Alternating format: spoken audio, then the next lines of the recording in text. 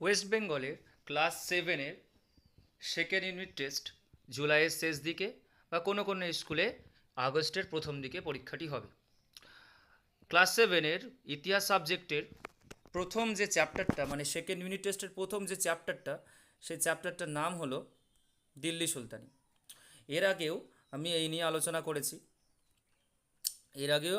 আলোচনা করেছি দিল্লি সুলতানির কিছু গুরুত্বপূর্ণ কোয়েশ্চেন নিয়ে। আজকেই আমি সেই ভিডিওটার পার্ট 2 বের করছি। সময় নষ্ট না করে প্রথম কোশ্চেনে চলে আসা যাক। প্রথম কোশ্চেন, দিল্লি সুলতা দিল্লি সুলতানির শাসনের সময় ভারতে চিঠি পাঠাবার কটি ব্যবস্থা ছিল? অবশ্যই উত্তর এখানে দেখতে পাচ্ছেন, দুটি, উলাগ ও দাওয়া। সেই রিলেটেডই এই প্রশ্নটারই সাপেক্ষে আরও দুটো কোশ্চেন অবশ্যই আসবে, যে উলাগ কী আর দাওয়া কী। সেই নিয়ে সেকেন্ড কোশ্চেন দেখতেই পাচ্ছেন, তোমরা দেখতেই পাচ্ছ যে উলাগ কী।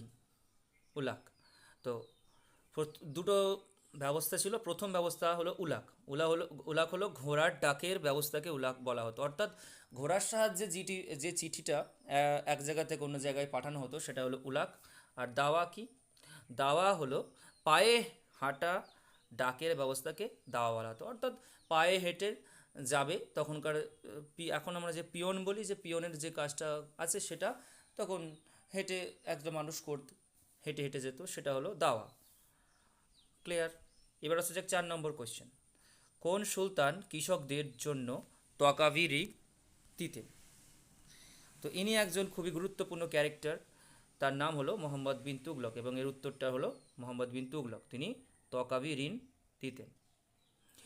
এরই সাথে সাথে অবশ্যই আমাদের পড়া দরকার তার শাসনকালের কিছু গুরুত্বপূর্ণ বিষয় নিয়ে আমাদের অবশ্যই পড়া উচিত, এবং মনে রাখতে হবে যে মোহাম্মদ বিন তুগলককে পাগলা রাজা বলা হতো। এর পিছনে কারণও আছে, এর আগেও আমি আলোচনা করিয়েছি। সেটা তোমাদের ভালোভাবে পড়তে হবে।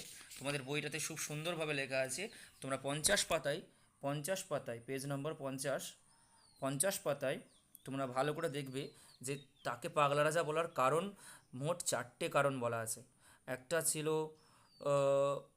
বাড়তি কর, অর্থাৎ কর বৃদ্ধি করে দিয়েছিল, দোয়াব অঞ্চলে কর বৃদ্ধি করে দিয়েছিল। দ্বিতীয়, যেটা একটা ভীষণ কন্ট্রোভার্সিয়াল ডিসিশন, বিতর্কিত ডিসিশন নিয়েছিলেন তিনি, দিল্লি থেকে দেবগিরিতে নিয়ে গেছিলেন, এবং শুধু তিনি যাননি, সমস্ত প্রজাকে তিনি হাঁটিয়ে হাঁটিয়ে নিয়ে গেছিলেন। এর ফলে অনেক মানুষ মারা গেছিলেন, যেটা নিয়ে তার সমালোচনা করা হয়।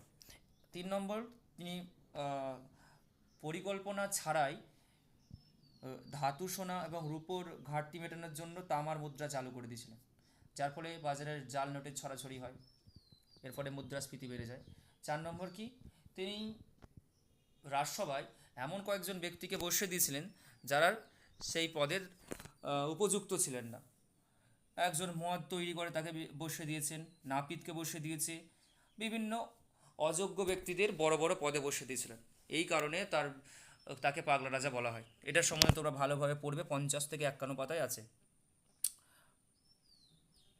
এরপরে যেটা কোশ্চেন, 5 নম্বর কোশ্চেন, সৈয়দ বংশের প্রতিষ্ঠাতাকে? সৈয়দ বংশের প্রতিষ্ঠাতা খিজির খাঁ। সৈয়দ বংশের প্রতিষ্ঠাতা খিজির খাঁ। সৈয়দ বংশ সম্বন্ধেও একটু ভালোভাবে তোমরা পড়ে নেবে, 53 পাতায় দেওয়া আছে। এরপরের কোশ্চেন, 6 নম্বর কোশ্চেন। 6 নম্বর কোশ্চেন হলো, সিরি শহর কে তৈরি করেছিলেন? সিরি শহর তৈরি করেছিলেন আলাউদ্দিন খলজি।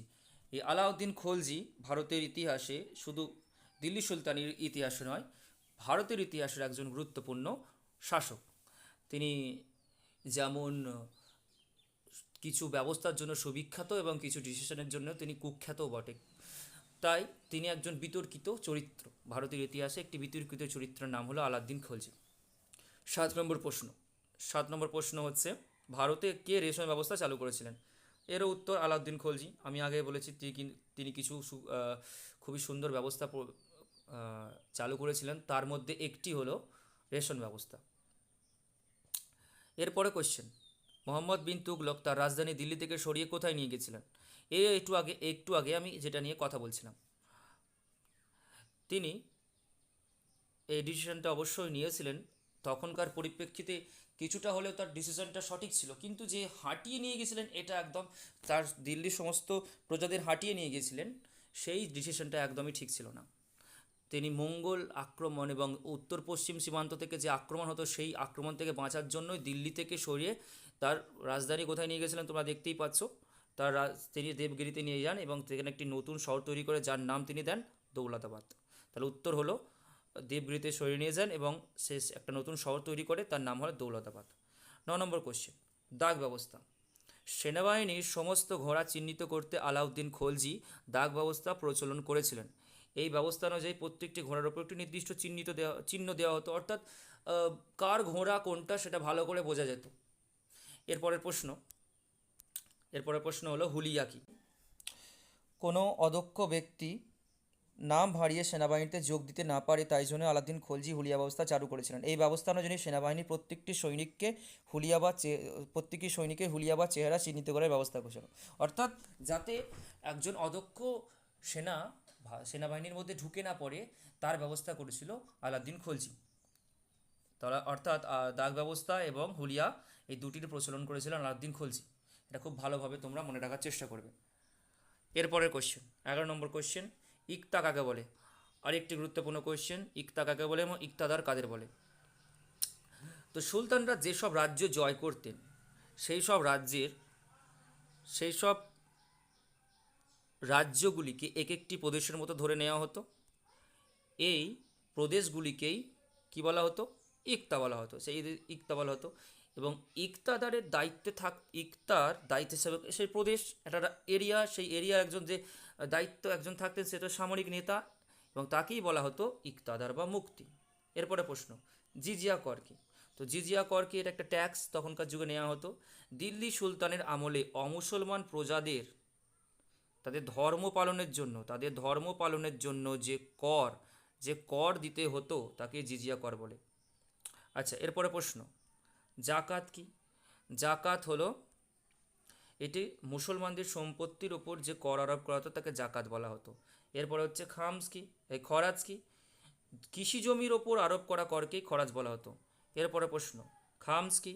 তো যে তোমরা অবশ্যই দেখতেই পাচ্ছ, স্ক্রিনে লেখাই আছে, যুদ্ধের সময় লুট করা ধন সম্পদের একটি অংশ কর হিসেবে দিতে হতো, এটিকেই খামস বলা হয়।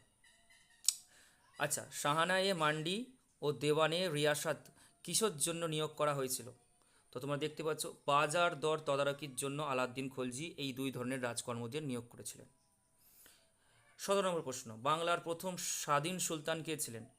তো সুলতান শামসুদ্দিন ইলিয়াস ছিলেন বাংলার প্রথম স্বাধীন সুলতান। বাংলায় কাদের হাবশি বলা হতো? বাংলায় হাবশি বলা হতো আফ্রিকার আবিসিনিয়া ও ইথিওপিয়া থেকে যেসব মানুষরা বাংলায় এসেছিলেন তাদের হাবশি বলা হতো। মুক্তমাল্য বইটি কার লেখা? গুরুত্বপূর্ণ কোশ্চেন, কৃষ্ণদেব রায়ের লেখা। 20 নম্বর কোশ্চেন, সঙ্গ বংশের কে প্রতিষ্ঠা করেছিলেন? তো হরিহর বুক্ক, প্রথম হরিহর ও বুক্ক, এরা ভাই মিলে এরা দুজনে মিলে সঙ্গ বংশ প্রতিষ্ঠা করেছিল। এবং এর পরে আসে শালুব বংশ, তারপরে তুলুব বংশ এবং আরাবিরু বংশ। এবং প্রত্যেকটা বংশকে প্রতিষ্ঠা করেছিল সেই সম্বন্ধে 63 পাতায় তোমরা একটু যদি ভালো করে দেখো, 63 পেজ, খুব তোমরা ভালোভাবেই দেখতে পেয়ে যাবে যে কে কোন বংশের প্রতিষ্ঠা করে। তাও আমি একবার বলে দিচ্ছি। সঙ্গ বংশ তো বললাম। শালুব বংশের প্রতিষ্ঠাতা করেছিলেন। শালুব বংশের প্রতিষ্ঠাতা সম্বন্ধে তেমন কোনো